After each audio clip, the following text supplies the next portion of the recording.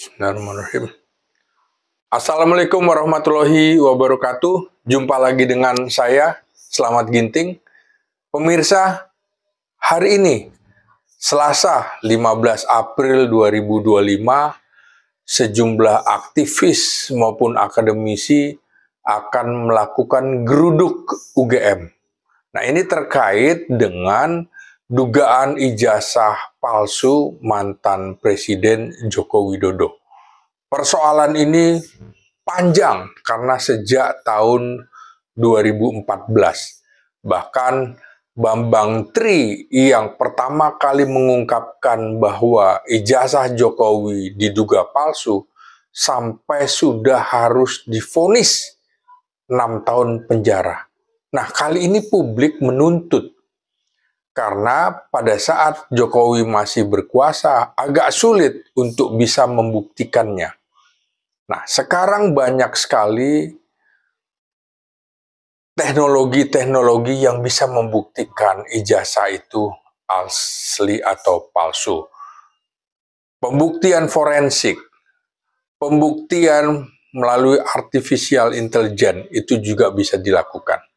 Karena itu, publik harus melihat ini dengan jernih, bagaimana geruduk UGM itu adalah harga diri juga bagi UGM.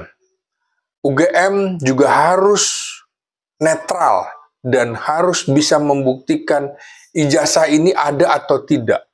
Karena kemarin juga sudah ada pernyataan terbaru bahwa katanya ijazah Jokowi tidak ada. Nah, hasil pembuktian artificial intelligence dan forensik itu mengungkapkan bahwa kuat dugaan ijazah Jokowi itu palsu. Belum pernah ada dalam sejarah Indonesia presiden maupun wapres dituding menggunakan ijazah palsu. Baru Jokowi dan juga anaknya Gibran Rakabuming Raka juga akan ditelisik karena sampai sekarang tidak ada ijazah SMA-nya. Tentu saja ini ada konsekuensi politik dan hukum apabila terbukti Jokowi menggunakan ijazah palsu. Konsekuensi hukumnya adalah pidana pemalsuan ijazah. Itu yang pertama. Kemudian ada juga peristiwa ini juga akan merembet ke peristiwa yang lain pada saat pendaftaran di KPU, terutama pada saat mendaftar menjadi wali kota Solo. Dulu itu sampai ada istilah atau di meja kerjanya Jokowi ada sebutan Doktorandus Jokowi, DRS Jokowi.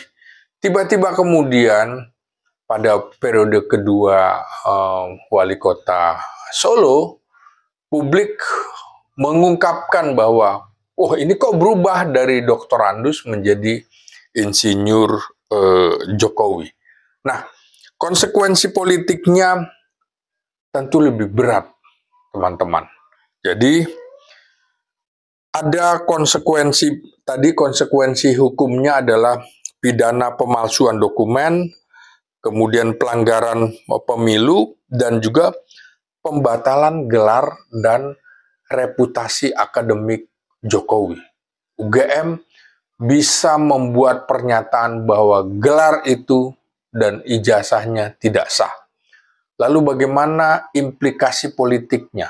Implikasi politiknya yang saya catat adalah akan menimbulkan krisis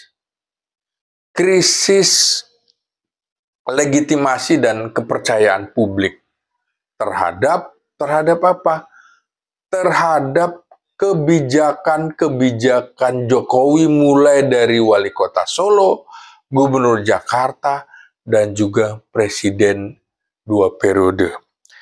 Ini tentu saja kebijakan dan peraturan era Jokowi itu sejak dari Solo sampai gubernur dan juga presiden akan digugat. Peraturannya bisa menjadi tidak sah. Lalu desakan politik dan impeachment simbolik. Ini menarik, karena Jokowi sudah tidak menjadi presiden lagi. Karena itu akan ada tuntutan nantinya ke DPR untuk melakukan investigasi. Lalu desakan kepada UGM dan juga kepada Jokowi untuk melakukan permintaan maaf secara terbuka kepada publik, dan juga tuntutan pencabutan hak politik. Hak politik itu apa? Misalnya, setelah Jokowi tidak menjadi presiden, dia mendapatkan hak rumah dan segala macam. Ini bisa dituntut oleh publik. Nah, dampak warisan politiknya juga tidak main-main, teman-teman. Nama baik Jokowi dan keluarganya itu akan dikenang dalam sejarah sebagai satu keluarga yang membohongi satu bangsa Indonesia. Termasuk berdampak terhadap Gibran sebagai wakil presiden. Jadi rentetannya tuh banyak. Seperti misalnya adili Jokowi dan makzulkan Gibran akan mengemuka lagi. Dan berikutnya adalah potensi tuntutan hukum lanjutan. Nah, ini warga negara termasuk juga aktivis LSM punya hak menyatakan pendapat sesuai dengan Konstitusi Undang-Undang Dasar 45 dan akan mengajukan judicial review terhadap keputusan yang melibatkan Jokowi serta naiknya jabatan berdasarkan dokumen palsu. Lalu konsekuensi sosial dan lainnya, ya seperti saya kemukakan tadi, institusi pendidikan seperti UGM ini menjadi pertaruhan. Padahal UGM adalah perguruan tinggi nomor 5 tertua di Indonesia. Setelah Universitas Indonesia, Institut Teknologi Bandung, kemudian Universitas Islam Indonesia, Universitas Nasional, dan baru UGM. Ini pertaruhannya nggak main-main. Masyarakat bisa terbelah dalam kasus ini, dan yang saya khawatirkan adalah konflik horizontal dalam kasus ini. Ini harus diakhiri. Dua anak bangsa akhirnya berkonflik hanya karena ulah yang diduga dilakukan oleh Jokowi. Nah, karena itu KPU dan lembaga yang memverifikasi seperti Bawaslu juga dipertanyakan integritasnya. Mengapa orang bisa menggunakan ijazah palsu lolos sampai tingkat presiden?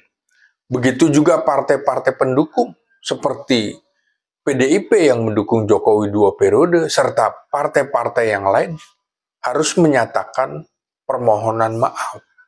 Dan PDIP juga sudah menyatakan bahwa dirinya salah mendukung Jokowi. Dan mereka juga tidak mau lagi terlibat mendukung Jokowi dalam kasus dugaan ijazah palsu ini. Jadi kesimpulannya, teman-teman, tinggal dua. Pertama, Jokowi dan juga keluarganya menjalani konsekuensi politik dan hukum di atas, antara lain meminta maaf dan juga dampak politiknya. Kalau tidak melakukan itu, pilihannya adalah yang kedua, kabur saja ke luar negeri, karena publik akan terus mengejar Jokowi dan keluarganya terkait dugaan ijazah palsu. Baik Jokowi maupun anaknya Gibran Rakabuming Raka yang sampai sekarang belum bisa membuktikan ijazah SMA-nya. Ini tentu mengenaskan. Kita sebagai bangsa yang besar pernah mengalami dugaan pemalsuan ijazah oleh keluarga Jokowi. Demikian kita ambil hikmahnya dari peristiwa ini, yaitu moral bangsa kita masih kuat karena tidak menerima ketidakjujuran seseorang. Jadi bukan hanya soal kita membutuhkan makan supaya tidak kelaparan, tapi juga kejujuran dan juga intelektual dan hati yang bersih. Demikian, salam.